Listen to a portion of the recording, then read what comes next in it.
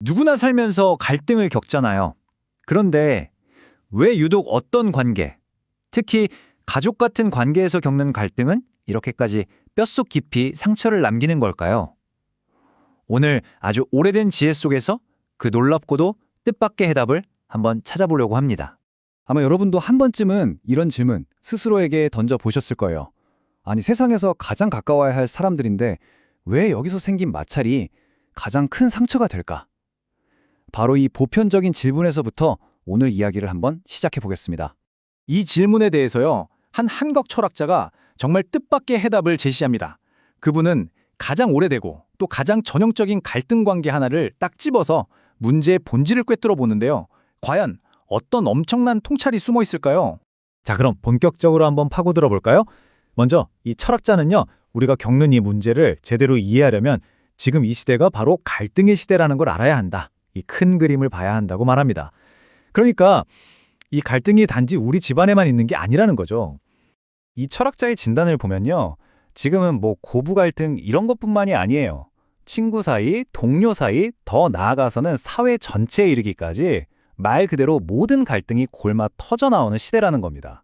그러니까 지금 우리가 겪는 가족 문제는요, 사실 이 거대한 퍼즐의 아주 작은 한 조각에 불과하다. 바로 이 얘기입니다. 자, 그럼 이 문제의 첫 번째 층위부터 한번 살펴볼까요? 가장 대표적인 예시죠. 바로 시어머니와 며느리 관계로 한번 들어가 보겠습니다. 철학자의 첫 번째 진단, 그러니까 겉으로 드러나는 진단은 바로 이겁니다.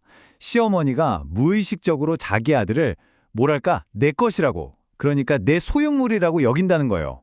이런 생각이죠. 내가 이렇게 귀하게 키운 내 아들을 네가 빼앗아갔다. 이게 뭐 입 밖으로 나오는 말이 아닐 수도 있어요. 하지만 마음속 깊은 곳에는 바로 이런 감정이 있다는 거죠.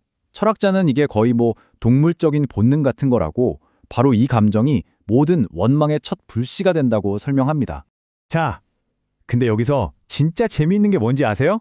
정작 시어머니 본인은 자기가 왜 이러는지, 이런 감정을 왜 느끼는지조차 제대로 모르는 경우가 많다는 겁니다.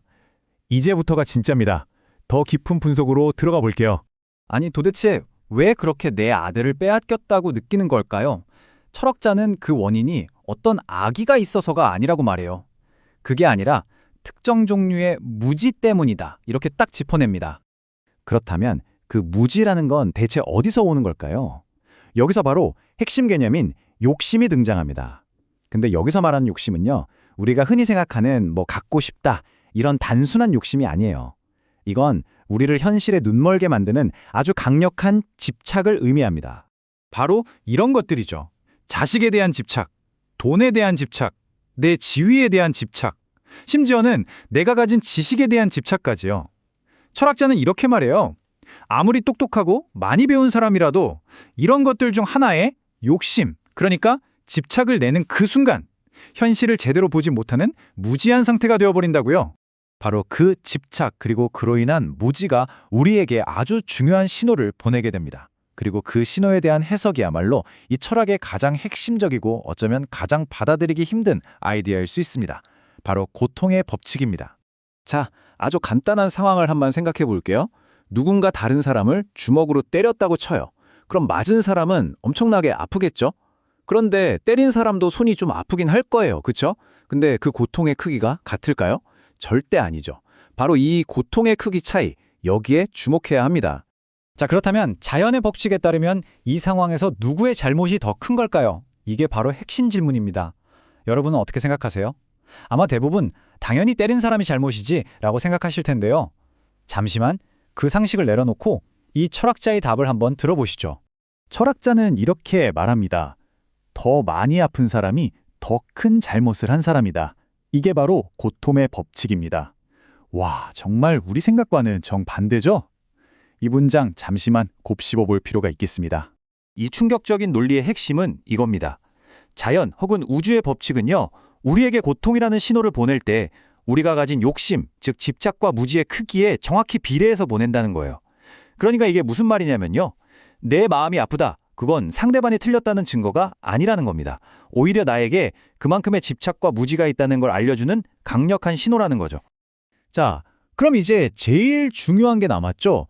이 엄청난 법칙을 도대체 어떻게 우리 삶에 적용할 거냐? 이겁니다. 이제부터가 진짜 실전이에요. 이 악순환을 끊는 법으로 넘어가 보겠습니다. 이 고통의 법칙을 모르면 우리는 이 비난의 악순환에 그대로 갇히게 됩니다. 자, 보세요. 갈등 때문에 내가 아파요. 근데 내 잘못은 모르고 상대방만 탓합니다. 그럼 어떻게 될까요? 그 갈등은 반드시 반복되고요. 다음번엔 더 큰 고통으로 돌아온다는 거죠. 이게 바로 악순환의 정체입니다.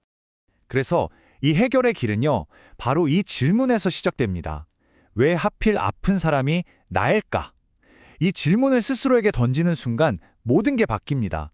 내 고통을 상대방을 비난할 무기로 쓰는 게 아니라 나를 돌아볼 신호등으로 삼는 것.